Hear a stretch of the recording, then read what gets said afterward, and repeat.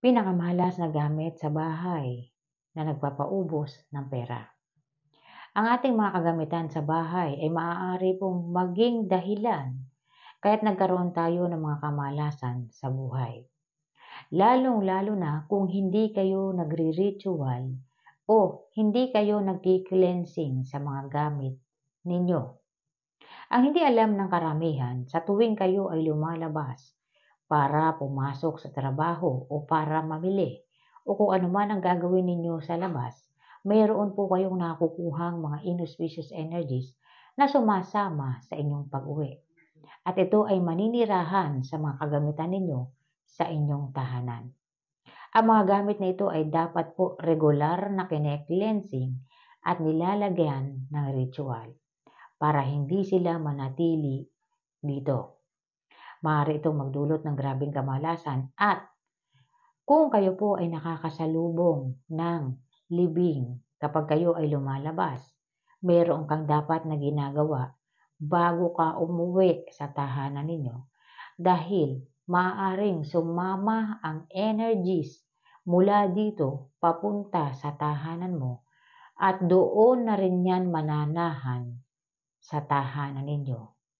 At hindi po sila aalis hanggat mayroon silang enerhiyang nakukuha sa bahay ninyo.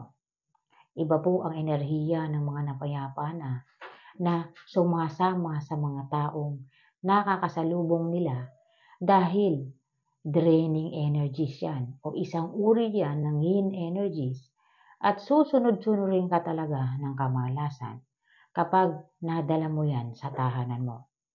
So ito ang gagawin mo po bago ka umuwi para hindi sila sumama sa inyong tahanan. At pag-uusapan po natin ngayon, ano ang dapat na ginagawa ninyo sa mga kagamitan ninyo sa tahanan ninyo para hindi po yan panatilihan ng mga energies na nakukuha ng membro ng pamilya ninyo o maging kayo sa kanilang paglabas. Mahalaga po na alam ninyo ang gagawin para maproteksyonan po kayo dahil kung kabilang ka na sa mga tao na mariwasa or kung nagnanais ka na mabago ang kapalaran mo or nagnanais kang guminhawa man lang, tingnan mong maigi ang mga gamit mo sa tahanan. Dahil gustong-gusto nilang manatili sa tahanan na mayroong mga gamit na hindi nagagalaw or sa tahanan na madidilim or mayroong mga gamit na nakatampak. Doon sila nananatili kahit po gaano ka man kaayos ng cabinet mo. Kapag yan ay bukas or mayroong konting bukas dyan, papasok sila dyan at mananatili sila. Ito po ang gawin mo para maalis sila sa tahanan mo at hindi ito magdulot ng grabeng kamalasan. Para po maiwasan ninyo na mangyari, meron po akong kakilala na kung kailan kabilang na sila sa mga tao na matatawag nating millionaire, doon po sila nabawasan ng isang membro ng pamilya. Tumawag sila ng taong maalam, ngunit huli na. At doon nila nakita o doon nila nalaman na inauspicious energies ang nagdulot ng kamalasan doon sa taong nawala po. So kung kailan nakahiga na sa kabaong, saka pa sila tumawag ng maalam dahil nagtaka sila sa nangyari dito. Huli na. Ang sabi ko po, huli na. Wala nang magagawa dahil nakahiga na yung tao. Sana nung nabubuhay pa, inaral na nila or tumawag na sila ng maalam para tulungan sila na alisin ang mga inauspicious energies. Karamihan po kasi sa mga tao na gusto talaga nilang mabago ang kapalaran nila or gusto talaga nilang umangat at yumaman, nakakalimutan na po nila na dapat po regular ang pagki-cleansing sa tahanan. At kung may masasalubong ka nito sa daan, ito ang gawin mo. Huwag kang dumiretso pag-uwi dahil siguradong madadala mo yan. At pakakatandaan po ninyo, maraming energies Dito sa kinatatayuan natin, maraming energies dito. At ang iba dyan ay inauspicious energies. Ang iba naman ay good energies.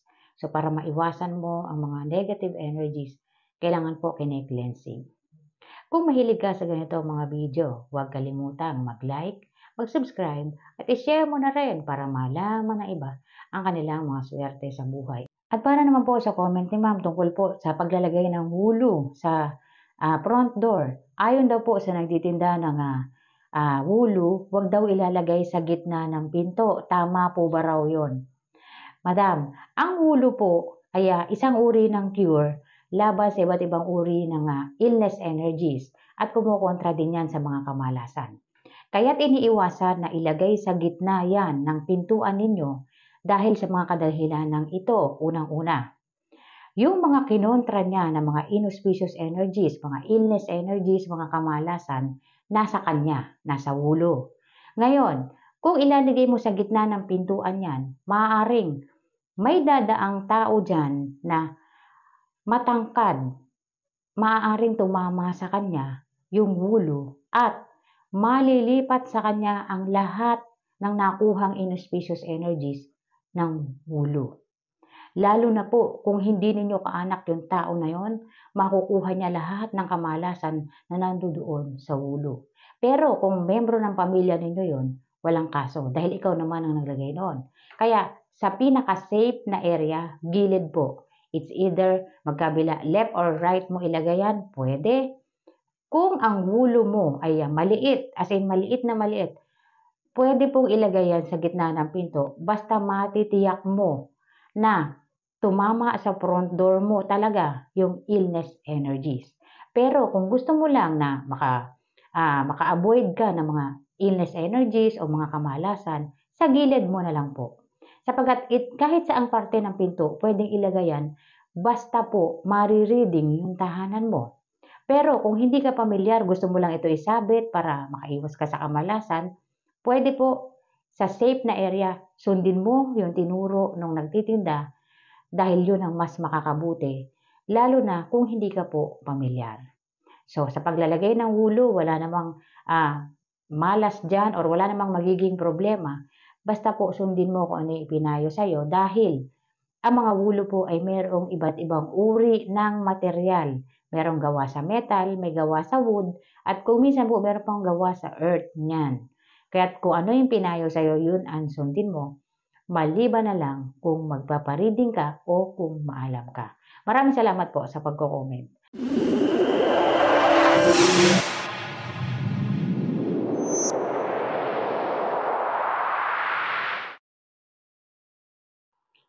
Pinakamalas na bagay na maaaring magdulot ng grabeng kamalasan sa inyo or pagkaubos ng pera ninyo. Ito po ay ang mga wooden cabinets. O meron ba kayong mga malalaking cabinet na gawa sa wood na nasa tahanan ninyo? Or maging ang mga plastic cabinet po ay pwedeng panahanan ng mga inauspicious energies na po pwedeng pagmula ng mga kamalasan ninyo sa buhay. Sa tuwing kayo ay lumalabas, tuwing umuwi po kayo, may nadadala kayong energies sa tahanan ninyo. At paborito nilang manahan sa mga wooden cabinets dahil kaya silang panatilihin nito. Dahil ang wood po ay may kakayahang panghawakan ang energies. Ngunit, napanghahawakan din ito maging ang inauspicious energies. Kaya't mahalaga marunong kayong mag-cleansing sa tahanan ninyo, lalo na kung madalas kayong lumalabas o umaalis. Kumuha po kayo ng siyam na insenso at yan ay sisindihan ninyo ng 10 o'clock ng umaga. So 10 o'clock ng umaga po ang simula, siyam na insenso yan. Ipapausok ninyo yan dyan sa cabinet ninyo at dapat po bukas ang pinto, bukas ang bintana, bukas ang lahat ng pinto ng cabinet ninyo. Walang nakasara. Kung merong nakakahon, buksan yung nakakahon, wag nang ilabas yung laman, buksan lang. Lilipat sila doon sa kung saan yung nakasara, doon sila lilipat. Kaya't buksan lahat, pati bintana at pinto buksan para diretso sila sa labas at hindi sila mananatili. Ang mga energies po na nananahan sa tahanan ninyo mula sa labas, kumukuha yan ng lakas sa iyo at sa miyembro ng pamilya mo. Kaya't dito mo mapapansin sunod-sunod ang trial ninyo sa buhay. Or sunod-sunod ang problema, sunod-sunod ang kamalasan. At maaari itong magdulot ng pagkawala. Kagaya po ng kakilala ko na hindi nila iniintindi na kung ano man yung meron sa tahanan nila dahil negosyo po ang nauuna sa kanila. Kaya lang nagkaroon sila ng biglaang pangyayari kaya't nagpatawag sila ng maalam. Ayon sa taong tinawag nila, energies ang nagdulot ng aksidente sa tao. Kaya lang po nawala siya. Nawala siya talaga. At sayang kung ano man yung naipundar na nila dahil kabilang na sila sa mga taong naging milyonaryo na. Kaya't mahalaga po sa tahanan ninyo, mag-cleansing po kayo. Twice a week ninyo gawin or kung halimbawa po pumunta kayo, nag-out of town kayo, pagbalik ninyo mag-cleansing kayo dahil sa area na pinuntahan ninyo, maaaring may nakuha kayong energies doon. Mananahan yan sa mga area ng tahanan mo at maaaring magdulot yan ng kamalasan sa inyo.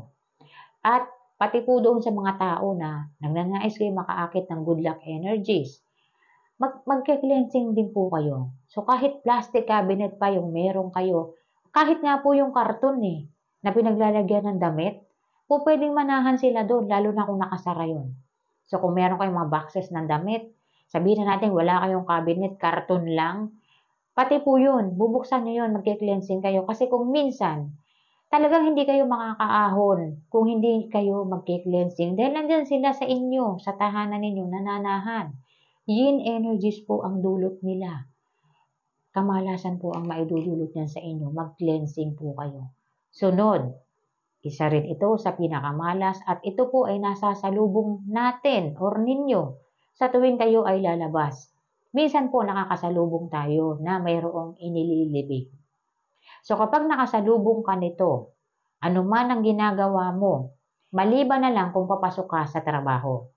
Sa pungsoy po kasi mayroong paniniwala na kung papasok ka sa trabaho, nakasalubong ka ng libing, nagdudulot yun ng swerte sa'yo. So maaaring may good news ka pagpasok mo sa trabaho mo. Ngunit kung ikaw naman ay pauwi sa tahanan mo, nasa lubong mo ito, pauwi ka na, huwag kang dumiretso ng uwi, malas yun. Sasama ang energies sa'yo at mananatili yan sa tahanan mo.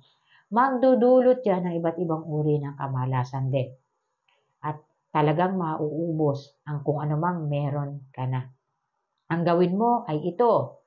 Unang-una, pumunta ka sa matatao na lugar. Palengke, market, mall, pumunta ka sa matatao na lugar para maalis yung inauspicious energies na nandyan dumikit sa'yo.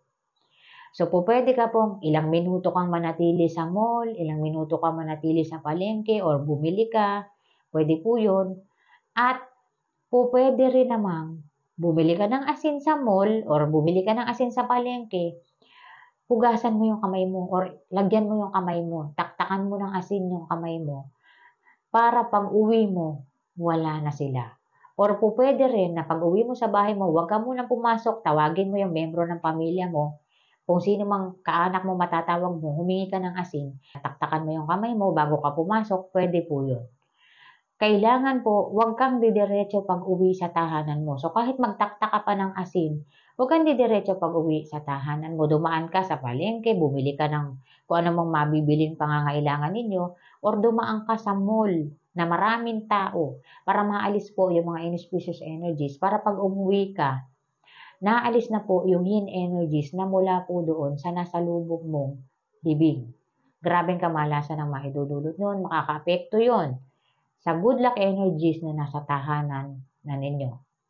Ritual po na dapat ginagawa ninyo, ilagay ninyo ito sa bag ninyo, sa sasakyan ninyo. Pwede kayong maglagay nito para kung makasalubong kayo ng libing or kung anumang mga inauspicious energies mula po sa mga hindi inaasahang kaganapan. Maglagay ka nito sa bag mo. Asin, at bawang po. Yan lang ang ilalagay mo sa bag mo. Lagay mo sa red na pouch. Pwede ilagay sa plastic kung wala kang red na pouch. Lagay mo yan sa bag mo or sa sasakyan mo para kung masalubong mo man sila, hindi sila sasakay sa sasakyan mo or hindi sila mananatili or didikit sa'yo. So mahalaga po na meron tayong pangontra laban po sa mga inauspicious energies dahil ang inauspicious energies po ay isang uri ng yin energies yan at aalisin yan ang mga good luck energies na nasa tahanan na ninyo. Mahalaga po na alam ninyo ang gagawin ninyo para anuman ang ginagawa ninyo sa labas, makakatiyak kayo na walang mananatiling inauspicious energies sa tahanan ninyo.